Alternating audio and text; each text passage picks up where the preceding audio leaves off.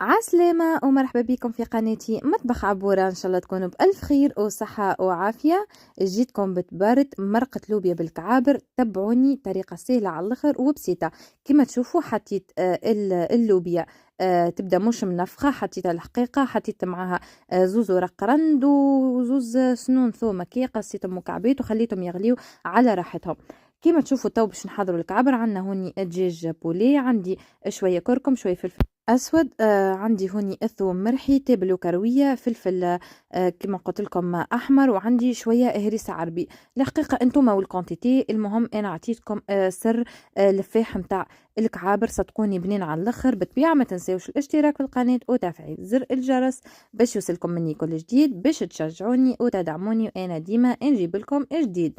توا بعد ما دمجناهم بالكدا باش ناخذوا الزيت، شويه هكايا زيت، وندهنوا يدينا وناخذوا نكعبروا كما تشوفوا بطريقه الضغط هكايا، ننزلوا بالكدا باش يجيو الكعبات ماهمش مشقين. عملتهم هكايا الحقيقه انا متوسطين. نحب هكايا الكعبه تبدا كي مزيانه في الصحن. وبتبيعها كل ما تعملوا كعبوره كل ما تدهنوا ايديكم بشويه بالزيت. نحضروا الكعابر وبتبيعها بعد نوريكم كيفاش ناخذوا توا باش نطيبوا الصوص نتاع مرقه اللوبيا. كما قلت لكم طريقة سهلة على الاخر وبسيطة. وتوا بعد ما كملت عملت الكعابر، شوفوا ما شاء الله طيحوا لي زادا بزايد الحقيقة وكعبورات كبار.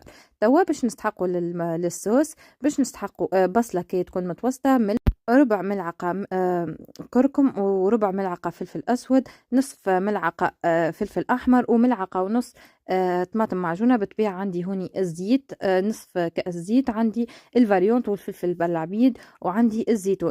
بتبيع هوني أنا عملت 150 جرام لوبيا شايحة، طيبتهم، وعملت كيكة 300 جرام من الدجاج بولي، كعبرتهم الحقيقة. توا باش نحطوا البصل، نقليو البصل والزيت مع بعضهم بالكدا، كي نذبلوهم توا باش نحطوا البهارات والطماطم الكل مع بعضهم. بالطبيعة حطيت ملعقة كبيرة طماطم معجونة، ملعقة ونص طماطم كبار، حسب الكونتيتي كما قلت لكم تاع 150 جرام لوبيا. وتوا باش ندمجوهم نقليوهم بالكدا. وبالطبيعه بعد باش نمرقوا بالماء يكون سخون والا بارد كما تحبوا. كان تحبوه معناها سخون باش في ساعه ما تغلي لكم. وكما تشوفوا توا مرقنا. بعد ما تبدا هكا تغلي كي حكيت 5 دقائق باش نحطوا الكعابر اللي عملناهم. كما تشوفوا توا نبداو نرميو في الكعابر. نحطوا الكعابر نخليهم يغليو مدة بين 20 ل 25 دقيقة. وبعد نرميو الفاريونت. وبالطبيعة بعد ما نرميو الفاريونت كما تشوفوا باش نرميو ديريكت اللوبيا بالطبيعة بعد ما تكون طابت سيبون.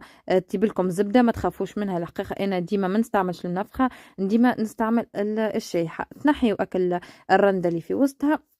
وكما تشوفوا تويكا تدمجوها وتخليوها تغلي لين تحسوا القوام متاعها هكايا اختار. تنوريكم بعد القوام كيفاش.